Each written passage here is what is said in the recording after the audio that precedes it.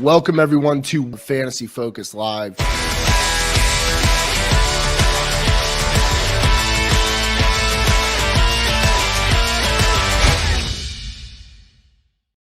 everybody, welcome back to the Candlestick Kids Fantasy Football Podcast on the Fantasy Focused YouTube channel.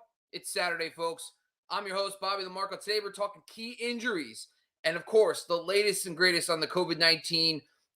People on the list, people coming off the list. It's been a long day, couple games moving around. We're going to talk about all those injury impacts and those COVID-19 impacts to your fantasy lineups for Week 15. It's a huge week, folks. This is the first round of the fantasy playoffs. Hope you guys made it. I know we got a lot of decisions to make. If you're joining me now live on YouTube, if you're currently live on Instagram, feel free to join me on YouTube as well. Link in my bio at Fantasy Football X Factor. If you're listening on the audio side later, make sure you're joining us every Sunday live for our Start Sit Show tomorrow from 10 a.m. to 1 p.m. Eastern. All our 10% of our proceeds on the Super Chatters from everything we get goes to Good Sports, or our sponsor on our Sunday live show. But today we're here to focus about some of these injuries, a lot of things going on. You know, of course, some of the games moved. The Browns had a lot of COVID-19 impact. They moved to Monday. Then the Rams, they moved to Tuesday. Same thing happens for the Washington football team, and they moved to Tuesday against the Eagles. So there's a lot of moving parts there. But digging into a lot of this information, I have a lot of updates. Some teams that are flying under the radar, teams that actually haven't had their games moved, that we can capitalize on some of those COVID-19 impacts for this week. But before we get into all that, make sure you're following us across the board on our social medias, at Fantasy Focused, at Fantasy Football X Factor on Instagram, at Fantasy Football _TCK Pod for Sky. Make sure you're following us across the board on Twitter, at Fantasy Focused, at Bobby LaMarco, at Sky Gawasco. And honestly, if you're on the YouTube side and you're watching the videos live right now, make sure you're jumping over onto the audio side, wherever you get your podcast, Spotify, wherever you get it. You guys can actually join us on there as well. But today, we're focusing on the NFL injuries for Week 15. Before we go any further, we want to make sure we shout out one of our sponsors, BetOnline AG, because all our episodes are brought to you by BetOnline AG on the Believe Podcast Network. And we'll be back right after this quick commercial break. BetOnline is back and better than ever. A new web interface for the rest of the NFL season and the NBA season. More props, odds, and lines than ever before. BetOnline remains the number one spot for all football and basketball action this season. Make sure to head over to the new updated desktop or mobile website and sign up today and receive your 50% welcome bonus on your first deposit. Just use the promo code BELIEVE50. That's BLEAV50. BELIEVE50 to receive your bonus. From football to basketball to NHL to boxing to UFC, right to your favorite Vegas casino games. Don't wait to take advantage of all the amazing offers available for the rest of the 2021 seasons. BetOnline is the fastest and easiest way to bet all your favorite sports. BetOnline, where the game starts. All right, let's get into it, folks. You know, obviously a lot of things going on today. Plus, the Indianapolis Colts-Patriots game is on tonight. And that's where we're going to start real quick. Of course, the biggest news is the Damien Harris situation, him being out. Don't even think of twice about it. It's Ramondre Stevenson week, folks. You're playing Ramondre Stevenson. He's going to be a slam dunk this week, even against the Colts run defense. Not worried about it at all. The guy's a machine. So we're going to definitely roll with him there. The one notable injury on the other side, though, is Ryan Kelly's center. You know, I think the Patriots are going to sell out to stop JT. But I don't see anybody sitting JT. You can't sit JT. It's more of like the DFS slates, if you're going to play him or not. More of the contrarian plays. Probably, I mean, Stevenson's probably the most owned player in the single game slate today. But overall, should be a fun game tonight, but not much from an injury standpoint. Both teams are relatively healthy heading into this game, other than that Damien Harris injury. All right, let's talk first. Let's go to Sunday. Let's get into it. And first game we're going to talk about right now is the Steelers versus the Titans. They're playing in Pittsburgh. Now, a couple things are going on. First off, let's talk about the Titans first and some of their key returns. Last week, Nate Davis returned, one of their offensive guards, which was big news. He's a very good player.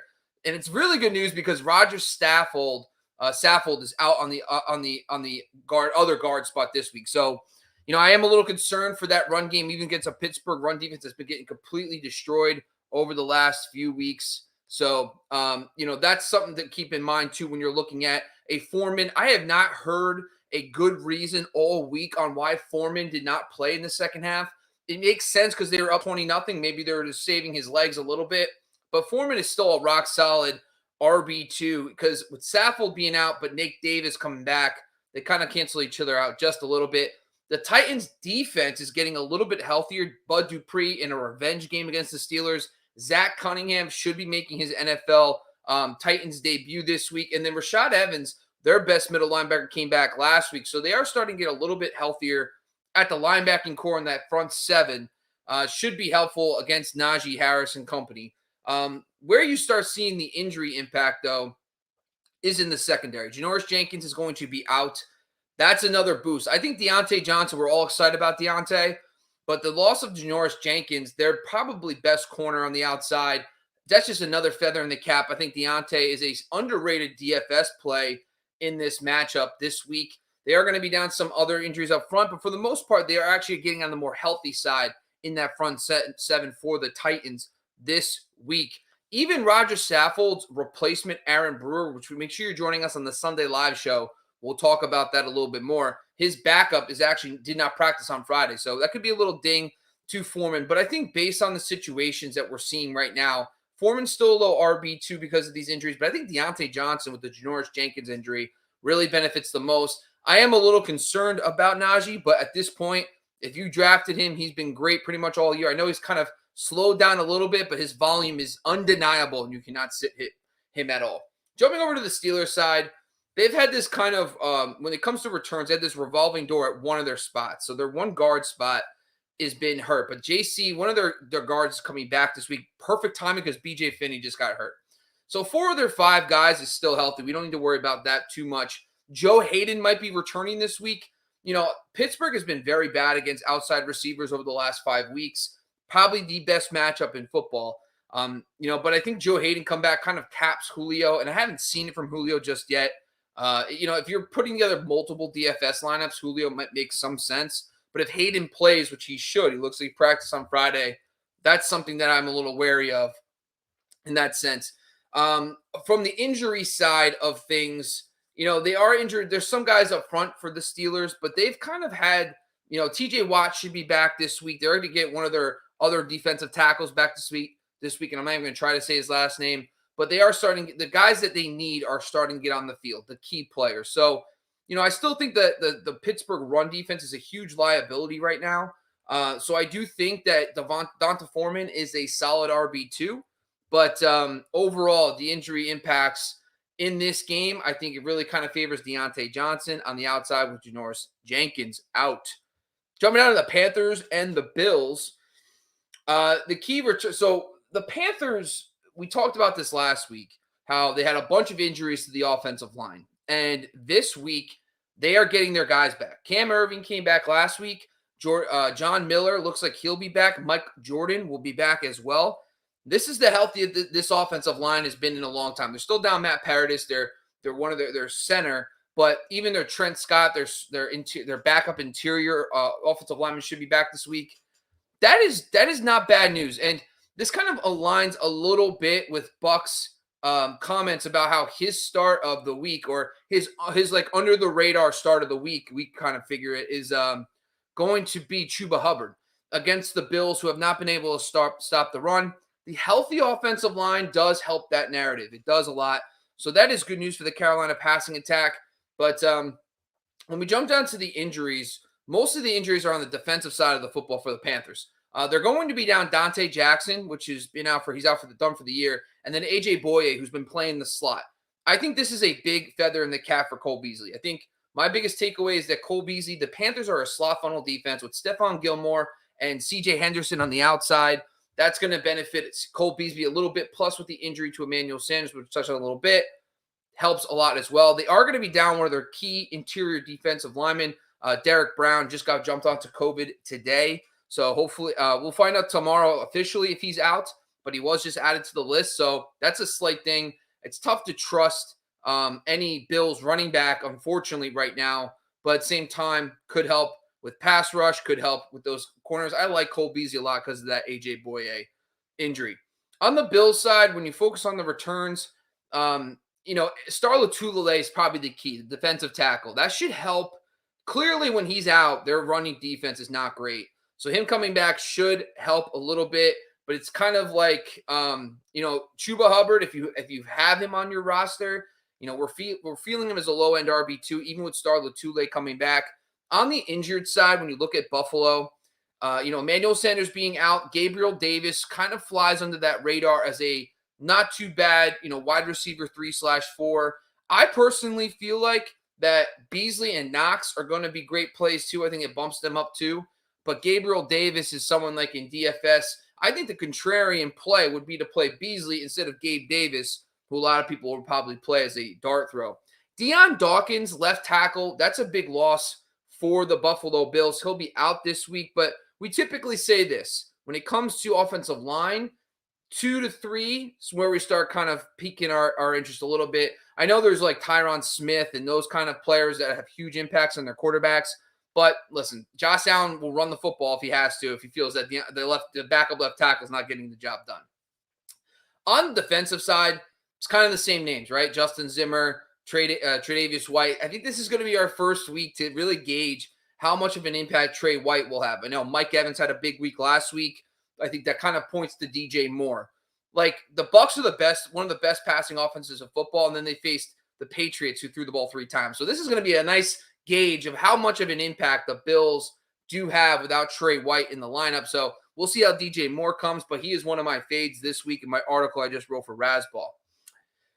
Jumping down to the Texans and the Jaguars, this is where the rubber starts hitting the road for us. When I was diving into this, the first couple games, I'm kind of like, all right, nothing major. This game, you're just like, okay, this is where we can actually find some edges. And it all leans to the Jag side, which we'll touch on in a second. The Texans, meanwhile, when you look at the guys that are potentially returning, they are going to get back one of their defensive tackles, but just listen to the injuries based on COVID alone on offense and defense. On the offensive side of the football, they're going to be down both starting guards. Lane Taylor and Justin McCray, who both started last week at guard, are going to be out.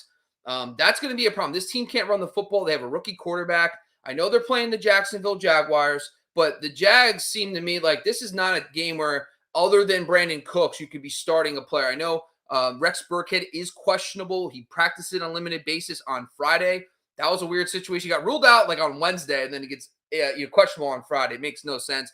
But I am not excited to start David Johnson. I would even go as far to say when you start seeing this interior offensive line, they cannot run the football. Now they're down 2 of their starting guards. Jacksonville could be that completely like dart throw defense that we could throw out there this week because of the injuries up front to the Texans offensive line. On the defensive side, this is where it gets real ridiculous. Like we know about the Rams, we know about the Browns, we know about all these other teams that have moved their games. The Texans have flown under the radar. They're decimated by COVID. So DeMarcus Walker, John Grenard, they're one of their defensive ends. Christian Kirksey, another front 7 guy. Hill, one of their linebackers. Justin Reed, safety. Terrence Brooks, safety. Terrace Mitchell, cornerback, one of their main cornerbacks, out. That's a lot of names. And I think James Robinson is going to be the popular play, and he should be. We just saw what happened to Rashad Penny against this Texans team. If you're in a season-long league, J-Rob is in RB2. Lock him in. But I think from a DFS perspective, I think an underrated play is a Marvin Jones, Trevor Lawrence stack. Trevor Lawrence, his value has plummeted on DFS sites. He's like one of the cheapest quarterbacks you can get, $5,000. With these injuries on the back end of that secondary, I think I like Marvin Jones a lot this week too. I like him as a wide receiver 3 because of these injuries. And I like Trevor Lawrence as a DFS-only DK dart throw because of that. Because I feel like at $5,000, he's an amazing value, and he can definitely help you buy up to other areas. Brevin Jordan, the tight end, was DNP on Friday. Typically, I will say this. I'm not going to play a Texans tight end ever at this point. But on the flip side, James O'Shaughnessy is someone. So their main coverage linebacker, Hill, Kirksey is out. They're also going to be down Justin Reed and Brooks. A lot of guys up the middle. I think James O'Shaughnessy is an underrated any PPR format tight end play this week. The guy runs a boatload of routes to dropbacks. We talked about this previously. So I think he's an underrated play Because when you flip it over to the Jags, they're relatively healthy. They get their center back, Brandon Linder. The only injury that's notable from them is Carlos Hyde is on concussion. So that just kind of puts that feather in that James Robinson cap that Carlos Hyde is actually out this week. So with Hyde out, with the injuries to the Texans, it's J-Rob. I think Marvin Jones. I think Trevor Lawrence is a DFS play in DraftKings only. And then I do think James O'Shaughnessy, he started to tickle the fancies a little bit about I actually need a tight end to start this week in my main league, and I'm in the playoffs. So James O, it's come full circle from the offseason. All right, before I jump down to the next game, I'm going to take a quick commercial break for one of our sponsors, which, of course, all these injuries is brought to you by CareFactor, and we'll be back right after this quick commercial break. Hey, TCK Potters and Fantasy Focus community. Are you looking for options for hair loss? There are many options out there for treating it. However, most products treat the cause, such as DHT, and don't do much to support the growth of new and stronger hair. It's like removing harmful weeds from your lawn, but not doing much to fertilize the grass. That's why the Fantasy Focus and TCK team has partnered with CareFactor. CareFactor saw this problem and focused their research on finding just the right combination of biosynthetic growth factors and an innovative delivery system to promote fuller, stronger-looking hair.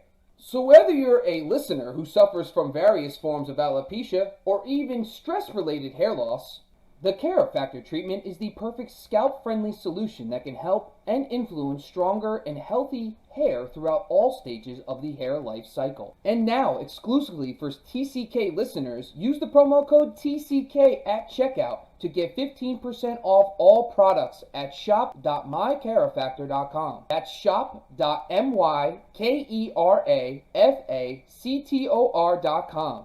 CareFactor, skincare for hair. All right, let's talk about the Cowboys Giants. Cowboys are relatively healthy, but Tyron Smith is out, which I know a lot of people, the splits with Dak is bad, but he's got his whole team. He's got all his receiving core healthy. And when we flip over to the Giants side, I mean, this is another team decimated on defense. First, they're going to be down Kadarius Toney and Daniel Jones. It sounds like Mike Glennon's going to start.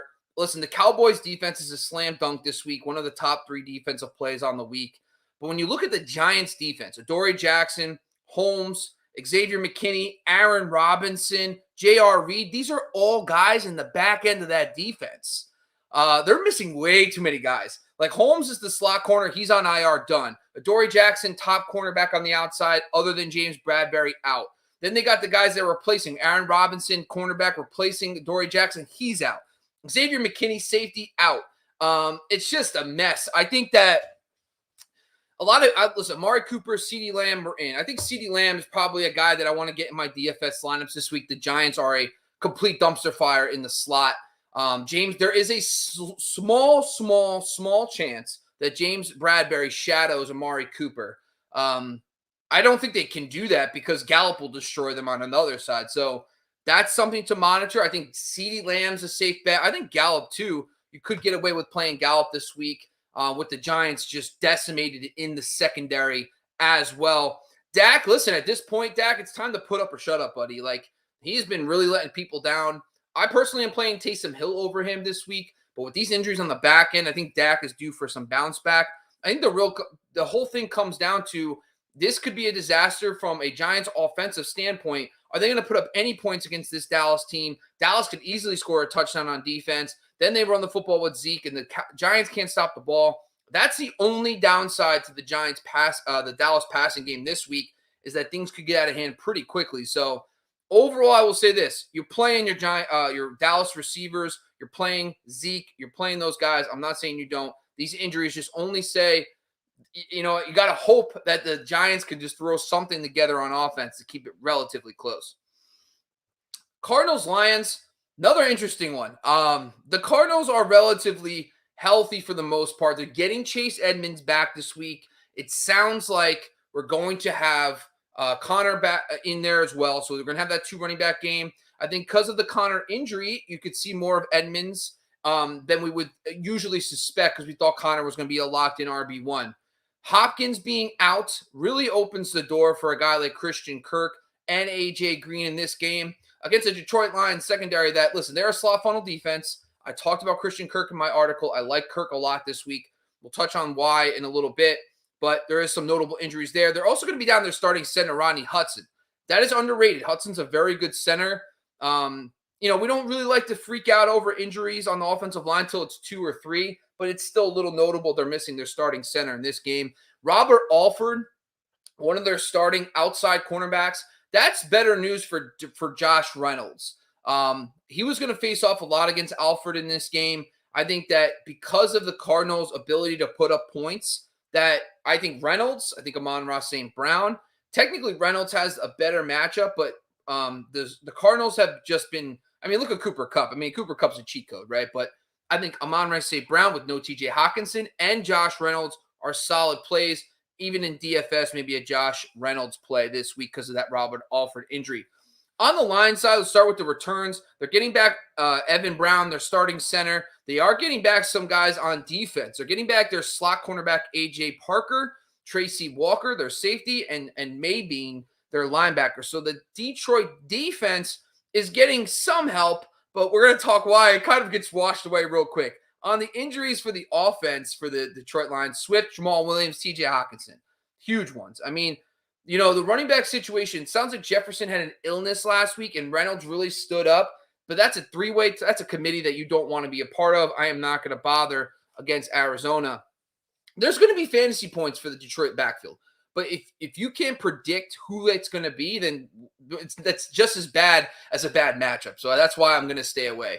On the defensive side, though, here's some problems. So Detroit's going to be down Trey Flowers. He's been on IR for a couple weeks. One of their linebackers, Jerry Jacobs, one of their key outside cornerbacks, is going to be out. I think that's a slight bump for A.J. Green. Nickel Roby Coleman, who's been playing a lot recently, also out. Jalen Elliott, one of their safeties out. So they're going to be missing. A.J. Parker comes back, losing 3 other guys in the safety. I think Kirk Green, baby, get him in your lineups. I like them a lot this week. Also for the something we have to watch for Detroit, they might be down Jonah Jackson, one of their key guards. But like I said, Evan Brown coming back, swapping out offensive linemen. If it was 2 or more, we would worry about it a little bit more. Jets, Dolphins. I think obviously a lot of us scooped up the Dolphins defense this week. A lot of people are playing them, so we're wondering what's the moving parts. But the Jets are getting some reinforcements on offense. Michael Carter should be back. Tevin Coleman, Tyler Kroft. Starting tight end, their 2 lead backs, both back. On the defensive side, they're getting back their slot corner, Michael Carter, and Bryce Huff, one of their key upfront guys in the defensive tackle position. On the injured side for the Jets, they are going to be down George Fant, their right tackle. He's average. I don't think it's a huge loss overall, but you don't want to be down any offensive lineman against Miami in this game. But the good news is their weaponry is improving. So at this point, Zach Wilson needs to do something about it. Jumping down to the Dolphins, Myles Gaskin cleared COVID. Malcolm Brown should be back. Salvin Ahmed. Good luck. I know it's the Jets, but listen, I would be a little concerned. You got to hope that Malcolm Brown was activated off IR. Hopefully we get some clarity about the Gaskins Ahmed Brown situation. But remember, just like 6 weeks ago when this was a whole thing, it was a disaster trying to figure out who was going to get what. So I'm a little concerned. Maybe if Brown isn't on the active roster for this week, you go Gaskin. But I would be concerned if Brown's active for that one. On the injury side, Jalen Waddle will not be playing this week. Neither will Philip Lindsay. But at this point, who cares about Lindsay? But I think that kind of leans you towards Parker. I think Parker's going to be a popular play. And I think Gesicki is going to be an underrated DFS play with no Jalen Waddle. So with Waddle out, Parker and Gesicki get a nice bump against a very bad Jets defense. On the back end, listen, there's going to be, Jason McCourty's been out for a couple weeks. Then Javon Holland, their other safety, is going to be out. That might be able to open. I just want to see Zach Wilson kind of do something with this. Jamison Crowder, a lot of people, he had a solid day a couple weeks ago, 4 for 40 and 1 against this defense, but it's just not, the Dolphins have figured it out in the middle of the field. Over the last 5 weeks, they've been very tough against slot receivers. I'm not feeling it overall. I think the Dolphins D is still safe, even with that injury. I think the biggest takeaway from the injuries from this game is Michael Carter is going to be back as the lead back, which is exciting. But I also think that Gesicki and Davante Parker, because of the Waddle injury, are the key takeaways. Jumping out of the Bengals Broncos, Bengals returns looks like they're going to get some guys back on defense. They are going to be down Riley Reif, offensive tackle, though. Jacoby Awuzie is probably the biggest takeaway here. Logan Wilson, he's been out for a couple weeks, but Jacoby Awuzie has been like their best cornerback. But the thing is with the Broncos, it's like hard to, it's not what's actionable. Like Cortland Sutton's been a ghost. Tim Patrick, they have too many mouths to feed. They have Javonte, they got Melvin, they got Noah Fant, Alberto. It's just, they get drowned out. So yes, Jacoby Awuzie is great news for Sutton and Tim Patrick on the outside, but like, I think Tim Patrick's the guy I would take a dart throw on DFS because he's at least put up something since the return of Jerry Jeudy. But that is the only thing that's notable there. Maybe it'll help them move the football a little bit better against the Bengals. Any injuries like that to key players should help the offense as a whole, maybe indirectly allow more scoring opportunities for guys like Gordon and Javonte Williams. On the Broncos side, they do have some key injuries on defense. So slight bump for them. They're going to be down Malik Reed, outside linebacker, Jones, defensive tackle, Kenny Young, linebacker. So in their front seven, they're going to be down 3 starters or notable players. So that should help Joe Mixon. I know Riley Reif is out, but for the most part, that should help Joe Mixon. That should help them up in the front against the front seven. So maybe that's a slight bump for Joe Mixon in that game. All right, I'm going to do one more, and then we're going to hop on just another quick commercial break here. So Falcons at 49ers. Eric Harris, safety. We already kind of know about this one being out in the back end. That should help, Brandon Ayuk and the company on the outside.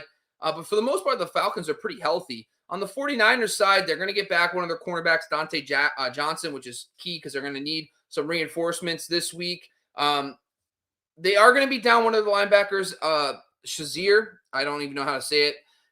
Him and Fred Wagner's been kind of in and out. Wagner's just recently bumped out. He's back now. So I think I'm still feeling the 49ers defense. I'm okay with them as a streamer this week overall. But the key one here is Elijah Mitchell. So Elijah Mitchell being out, Jeff Wilson gets another chance. At some point he's got to pop off. I think the Elijah Mitchell situation helps Ayuk and Kittle more because Debo's going to be relied more to run the football with Elijah Mitchell out. So when he's running the football and getting those touches, we just saw last week, 15 targets for Kittle, 10 for Ayuk, 1 for Debo. And Debo got all his touches on the ground. So that's, I think, better news for Ayuk. Try to get Ayuk in your DFS lineups this week. All right, that's a quick commercial break here. I'm going to do another one for one of our latest sponsors, Lightbox. We'll be back right after this. Shout out to our new sponsor, Lightbox. Say goodbye to the dull gifts. Lightbox lab-grown diamonds are the brightest gift of the year. Using cutting-edge technology and innovative techniques, they've cracked the science of sparkle, creating the highest quality lab-grown diamonds you can find at a light price, $800 per carat. They have the same chemical makeup of natural diamonds, but are just grown in a lab. Because of their process, they can create stones of blush pink, beautiful blue, as well as classic white diamonds.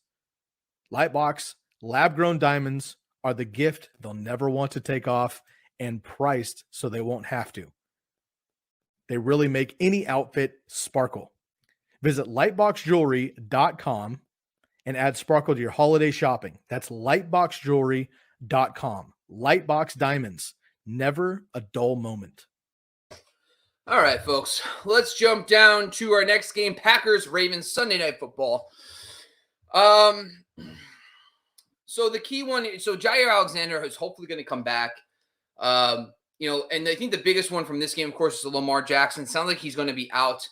Packers are probably one of the better defenses of the week, one of the best starts of the week because of the injury, not only to Lamar, but overall just because of the matchup itself. They should be getting back Jair Alexander officially this week. He technically was activated last week, but did not play. That's only going to solidify the back end of that defense. So they're also might be down Kenny Clark. I like Devonta Freeman in this game. Huntley, for some reason, the Ravens have been more pass-heavy to the running backs with Freeman than they have been in the past. I think it's a lot to do with the fact that they're throwing more. I think it's a lot to do with the fact they can't run the football as successfully, and it's opened things up for Freeman. So I think Kenny Clark being out is a nice little boost for a guy like Devonta Freeman. On the flip side, we'll have to see. I mean, it could potentially be down. The Ravens could be down 2 starters up front. Their right tackle might be back. We'll have to see. That worries me a little bit, just because of the fact that I'm in on the Packers D. I am. So if you have them, I would play them if you can. I have they're right up there with the Dallas Cowboys as well. But those two injuries too. Ben Powers is definitely out, one of their guards, and then Patrick, I can't even say his last name, right tackle might be out. So we'll have to watch that too. On the defensive side for the Ravens, there are some notable injuries. Obviously, we all know about Marlon Humphrey, but Calais Campbell's doubtful. That should open things up for Aaron Jones and A.J. Dillon in the middle of the field, in the running game. Chuck Clark, safety, who's been replacing Elliott at the back end, is out. Now, the Ravens have had trouble with outside receivers. I think we all know about Devontae Adams. But in this type of game, when you're facing a team that's such an out-wide funnel defense that has really struggled on the outside, now they're missing guys in the back end.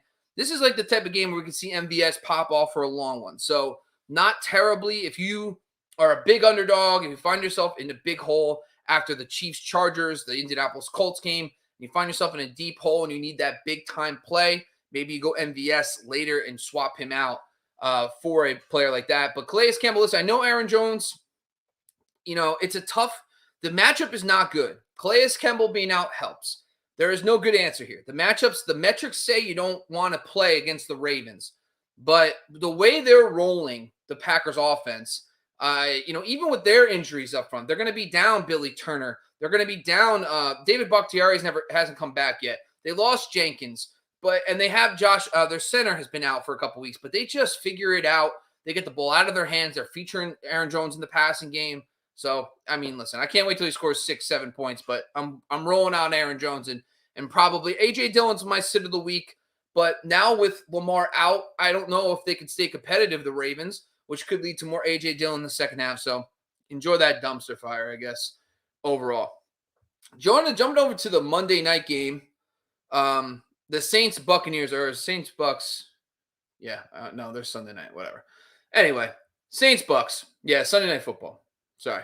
So Adam Troutman, starting the Saints side, Adam Troutman, Ty Montgomery, Mark Ingram are back. So there's some reinforcements in the skill position groups for the offense for the Saints. However, the problem is they're going to be down Ryan Ramczyk again. They're going to be down Tarmont Armstead, the left tackle again. They're also down Deontay Harris. So, it's nice that, listen, Taysom Hill is inevitable. I love Taysom Hill this week just because it doesn't matter. If he's losing, he'll throw, he'll scramble. If he's winning, they run the football with him to kill the clock. So it's been fun. That Jets game looked like a disaster, and then sure enough, he comes through in the end. So I like Taysom Hill still. I like the combat. Listen, Mark Ingram's going to be more involved because of the fact that he's in the game with Ty Montgomery. That is a slight ding. Maybe you fade Alvin Kamara in DFS, but Kamara is so involved in the passing game against Tampa Bay in the history. He's scored in, I think, 3 straight games against Tampa on the ground. So you're not sitting Kamara, of course not. But Troutman coming back is interesting because me and Buck talked about Nick Vannett, who's been leading the team in targets. Troutman could be a interesting DFS flyer in that single game slate Sunday Night Football. So I think that would be something we can actually look at there. On the defensive side, they should be getting back some guys on defense for the Saints. Pete Werner, linebacker Cam Jordan should be back this week. They are going to be out a couple guys, but overall the Saints defense is pretty healthy. They got a couple guys back last week, like C.J. Gardner-Johnson as well, Marcus Davenport. So their defense is ramping up. And the Saints-Bucks, they've always played the Bucks pretty tough. So we'll see how that one goes. On the Bucks side, Perriman is going to be out. Gio Bernard is now done for the year. I think that just locks in Lenny. Lenny did struggle the last time these two teams faced off. I mean, the Saints and the Ravens are just two rough matchups. I mean, Lenny is white hot. So I don't think you're going to sit Lenny. I think the problem is I think he's a low end RB2 at best. He struggled the last time, but I'm not going to sit Lenny this week because he's just getting so much work. It's insane. And now with Gio out, he's going to get all the pass game work he can handle. On the back end, though, Richard Sherman, Jamal Dean are going to be out. So that does help things out a little bit for the pass catchers for the Saints and Taysom Hill. Also, Jordan Whitehead could be out. He did DNP on Friday. So if they're missing a couple guys in the secondary, that should help Taysom Hill. I'm still riding with Taysom Hill, man. He's a cheat code for fantasy, so I'm all in on that. All right, jumping over to these Monday night games. Now we got a doubleheader, right? So Raiders, Browns, first Monday night game. Jalen Richard is finally off the COVID list. He should be returning. I think that's a little interesting for Josh Jacobs because Richard might take more of the pass game work that Josh Jacobs was monopolizing because there is no one else around. So that's something I'm going to watch for next week. But, because when we get to the Browns, I mean, they're just it's a revolving door. We don't know yet the full extent, but we'll just go through who's technically out as of today. But there could be more updates tomorrow and Monday. So you have to take everything with a grain of salt on this show, unfortunately. So Darren Waller's out again. Kenyon Drake is, of course, out. Denzel Perriman, which is big news for Nick Chubb. Perriman's one of their best middle linebackers, best players on defense. He's out again. I think Nick Chubb is in a smash spot against the Raiders this week. If you've been holding on to if Nick Chubb hasn't been doing it over the last month or so, we should see a huge Nick Chubb this game, even with all the injuries on the Brown side, which we'll touch on in a second. Returns for the Browns. Austin Hooper's out because of COVID, technically as of today. Njoku's back, and Harrison Bryant did have a limited practice. He might be back as well because he gets the extra 2 days. I think that kind of limits Njoku a little bit. I was excited to maybe potentially play Njoku as a streamer tight end, but I don't think I'm going to do that now if Harrison Bryant is back. And Nick Mullins. Listen, Nick Mullins loves his tight ends, man. I mean, the one game he played with Kittle in 2020 when Kittle was in and out of the lineup, Kittle went off. So it's not like Nick Mullins doesn't know how to use his tight ends, and he's a decent – talk about just like a practice squad QB. I mean, you can't do much better than Nick Mullins as a practice squad QB. On the defensive side, they do get back Anthony Walker, who's been like their mainstay linebacker, so that should help them a little bit against Josh Jacobs. But, let's talk about some injuries, COVID list for the Browns. So we know the obvious ones, Baker, Case Keenum, Austin Hooper, but Jarvis Landry, we all forgot about him. He's also out. Also down 2 offensive linemen in Wills and Teller, both out. That's going to be bad for Nick Chubb. I mean, I understand the matchup's really good, but losing 2 of your offensive linemen, losing one of your main blockers, losing some of your key weapons, you're putting Nick Mullins in a tough spot. He's going to be playing without his top wide receiver and arguably his top tight end this week, and 2 of his better offensive linemen, plus Jack Conklin's already out too, so they're already on a backup right tackle. Now they're going to be missing their left tackle. Then they're going to be down an offensive lineman. That starts to worry you a little bit. Maybe if you play the single game slate, you play the Raiders DST as a contrarian play. On defensive side, the Browns, Greg Newsome out, cornerback. Rodney Harrison, safety. Grant Delpit, safety, out. Troy Hill, slot corner, out. Josh Johnson, safety, out. All in secondary. Man, I mean, it's been rough, but Foster Morneau, like, I feel it's like if he cannot get it done with those kind of injuries to the middle, the safeties, to the corners, I mean, that's secondary. I mean, you got to love Hunter Renfrow. He's a slam dunk. We know that. The other guys, it's really tough. Edwards, Jackson, Jones, Zay Jones. I just feel like when you're dealing with safeties in the back end of the field, let's just look it up. Screw it. I mean, I'm just going to take a quick second because I want to see who's been getting the most deep passes from the Raiders over the last few weeks. We'll talk through it right on air because I think it's important to know over like the last 5 weeks since like obviously the Henry Ruggs situation, like who's been more active in the deep passing. I think logically you'd say Deshaun Jackson, but let's see. Raiders. I mean, Renfrow, Jesus. Oh, it's concept. Stupid. Yeah, let's see here. So, Zay Jones, man. 7 deep passes, no catches. That's funny. Edwards, Jackson both have 3. But Zay Jones, 7 deep targets. I think Zay Jones is an interesting deep name to play in DFS. That single game slate on Monday for that doubleheader because you're going to get it.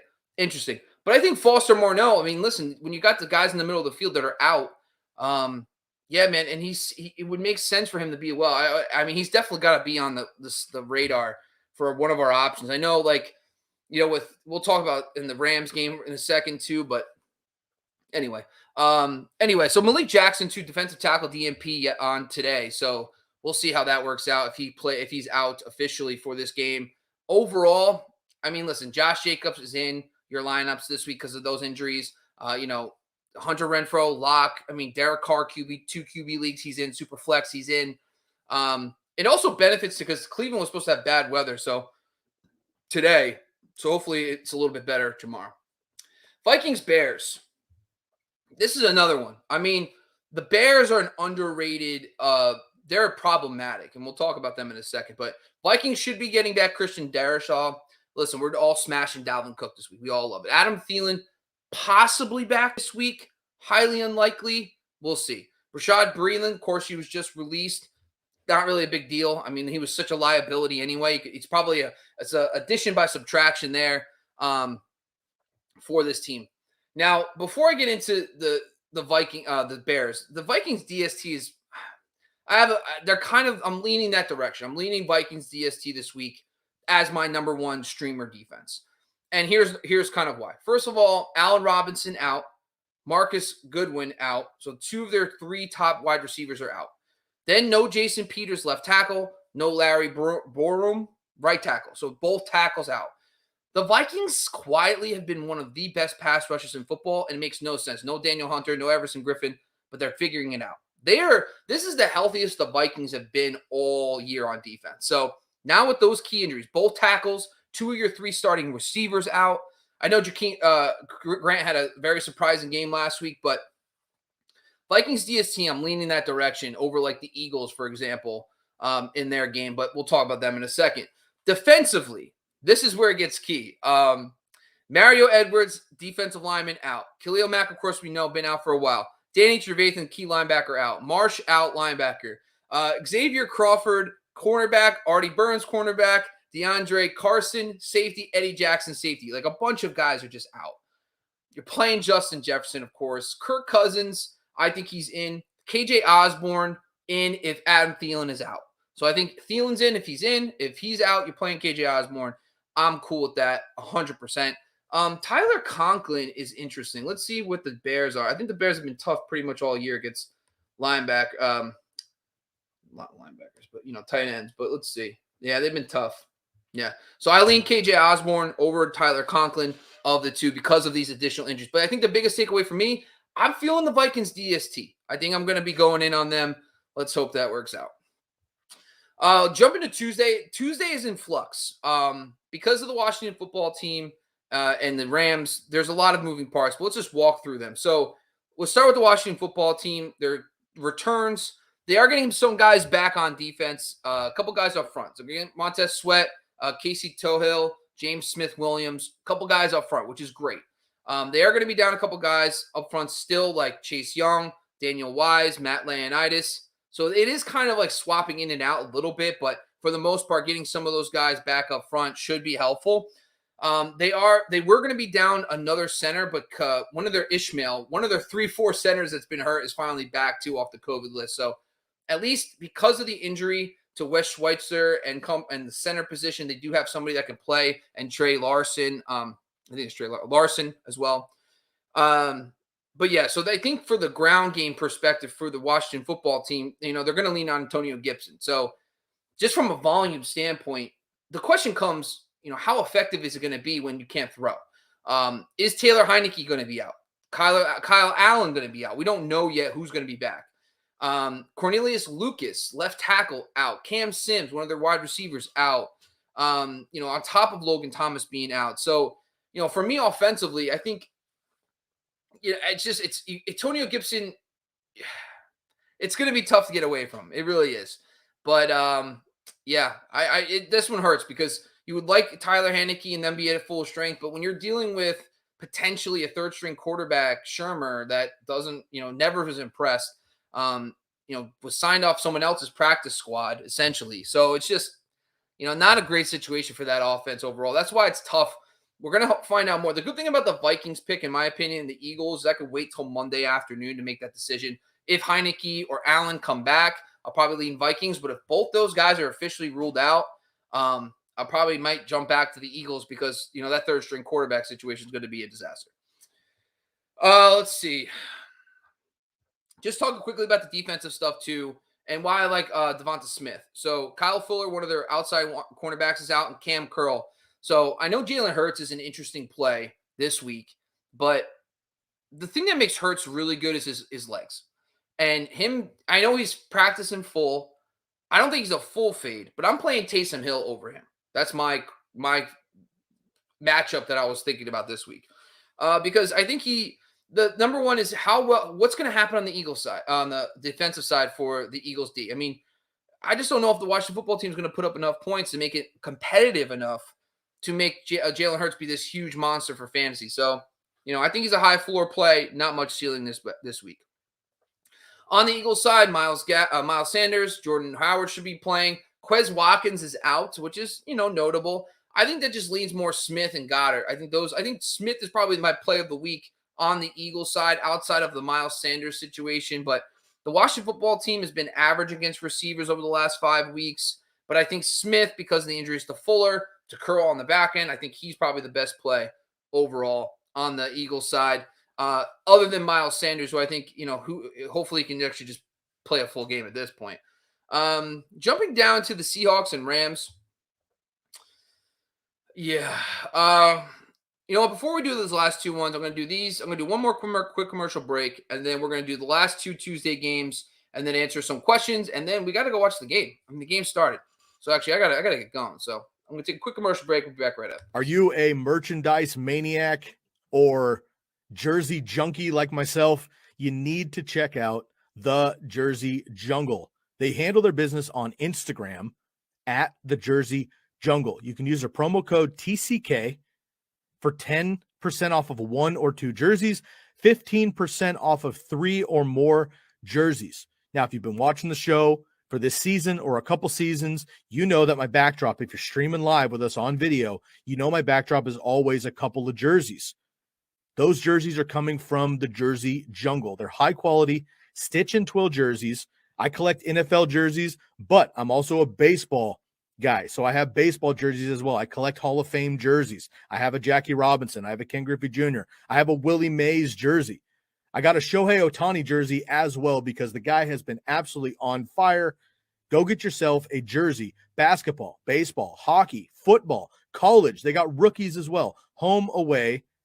They have customs. They have camouflage. Whatever you're feeling, retro jerseys from any sport. Go hit up the Jersey Jungle on Instagram. DM the Jersey Jungle.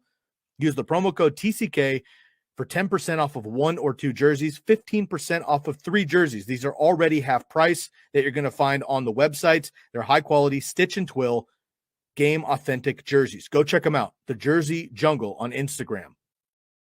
Last game, Seahawks, Rams. Of course, the Tyler Lockett news, Alex Collins news is key. I think DK Metcalf is going to have a tough assignment. They could see a lot of Jalen Ramsey there. That's kind of opened the door a little bit, in my opinion, for Gerald Everett. The Rams has been susceptible to tight ends. That's something I want to monitor. I kind of been hedging myself a little bit at tight end this week. But at the same time, Gerald Everett would benefit the most, probably in my opinion, from the Tyler Lockett injury. DK obviously going to be funnel targets, but I think he might see a lot of Jalen Ramsey in that game as well. Alex Collins also on COVID. Listen, Penny had a really nice day. And early on in the week, we were fading Penny a little bit because of the matchup. But when we flip over to the Rams side, listen, there's some key injuries on the defense. Let's talk about them first. Jalen Ramsey technically is on COVID still. So that's something for DK Metcalf that if Jalen Ramsey does not get activated, great news. Jordan Fuller, safety, on COVID. Von Miller on COVID. Troy Reeder, linebacker, COVID. Robert Rochelle, one of their cornerbacks, the young kid, out. They are getting Dante Dion, one of their cornerbacks, back too. But if Ramsey can't return in time for this game, I am playing DK Metcalf all day. I think that's key. But I'm interested to see what happens with Lockett if he can return. It kind of makes me really interested in Gerald Everett if there is no Lockett. On the Rams side, Darrell Henderson's back and Odell Beckham is both back from COVID list. So Henderson, in my opinion, I think you got to play him. I think against Seattle has been terrible against running backs all year. I know Sony Michel's looked good, but I'm not overreacting. Darrell Henderson has been the better back for over the whole season. It was just a volume thing. I mean, they gave 20 back-to-back weeks of 20 carries to Sony Michel. And listen, they don't do that with Henderson because they don't have to. Because when they're up big, they give the ball to Sony. So I'm okay with Henderson this week. Play him if you can. I actually decide between him and Gibson, which is just, super fun in my opinion. Anyway, on the injured side for the Rams, Tyler Higbee on COVID. Brian Allen, Rob Havenstein, Jeff Noteboom, Bobby Evans. What are all those guys? They're all offensive linemen. So I want to backtrack just a second. They are down they're down 2 starters. So Brian Allen's the starter, Rob Havenstein, but then their backup guys, Note Boom and Bobby Evans, guys that have been playing on this team. Evans has been in started a few games too. That's notable. We have to watch this stuff because this game's on Tuesday. It's tough to wait that long. But at the same time, man, if we don't know by Monday afternoon, if you got like Gibson and I'm selfishly saying this because I have Gibson. It makes it tough to start Henderson if they're down that many guys up front in this game because they're missing so many offensive linemen and even backups they're missing as well. And with Higbee, he's a key blocker. That's a lot to lose on the offensive line and the blocking for the running back. So could hurt them a little bit, but I think that's really it for that. All right, that's really it. All our key injuries. That's a lot, man. That's 50 minutes worth of injury stuff. Let's do a quick questions here for a second. Jeremiah, do I start my Tuesday players or replace him with other options? Have Stafford, Hurts, and Goddard placed on the bench in place of Taysom and QB Huntley in my OP. Yeah, Taysom Hill is, in my opinion, fine. I would play Taysom Hill over Stafford this week. I'm okay with that because of the uncertainty of everything going on. I'm okay with that as well. Huntley, I'm not going to play Huntley over them. So I'd pick Taysom, but I'm not playing Huntley over those guys. Other considerations: CH already played and plugged in Stevenson and Chase in my flex. Would you yeah, I don't know. You'd have to break that down a little bit. So I don't really know who I would start in those guys. Sorry, man. Moreno, Eckler, and Keenan Allen have me up 38. Which two should I start? Stevenson. Okay, I missed this already. Sorry, man. Yeah, I was doing my thing before the game, so I missed the Stevenson question. Hopefully he works out for you. Ramaje question. Sorry, guys, missed that too. Yep, don't know what that means. Should I start Nick Folk? Missed that question too. Sorry, man, but Nick Folk's a fine start. Sorry, guys, a lot of Ramaje Stevenson questions, man. Stevenson or Javante? Yeah, boys, my apologies, man. I answer questions at the end. The game started, my fault. But that's it, folks. Once again, this is the Candlestick Kids Fantasy Football Podcast on the Fantasy Focus YouTube channel. Shout out to all our sponsors, Jersey Jungle, Bomb Banana. All our podcasts are on the Believe Podcast Network and brought to you by BetOnline. I'm Bobby LaMarco, guys. I'm hot. I want to watch some football. I'm getting out of here. Thanks for joining. Make sure you join us tomorrow, Sunday Live. I missed some of these today, but all we do for 3 hours on Sunday is start sit questions. So join us Sunday Live. We'll break these all down for you. We'll talk to you tomorrow, 10 a.m. to 1 p.m. And if you guys join us and you actually donate to the show to get your questions expedited, you also get entered into a drawing for a jersey if we get to $500 for the month of December. Make sure you guys are joining us on there as well. I'm out of here, guys. Thanks for joining me. Enjoy football this weekend.